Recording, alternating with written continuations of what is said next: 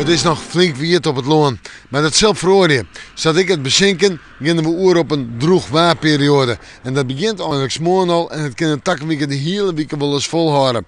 Ja, misschien hier en daar een lichte storing, maar een licht buiken ertussen terug, maar meestentijds droeg. Joet kwam de zinnen er ik bij, net overal in de provincie, maar bij mij in Haas en zoals hier bij mijn naam kwam de zinnen er wel bij. En dan is het noffelijk waar en wat zal het morgen een noffelijke dag wezen.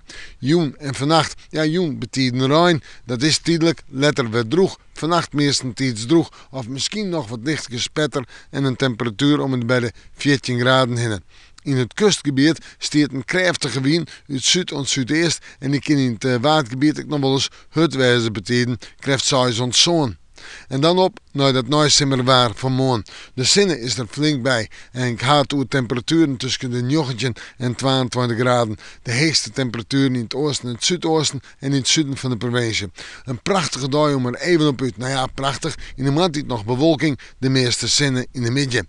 En een matige en krachtige wind uit zuid en zuidoost, dus een waarschuwing van de watersport allandige wind.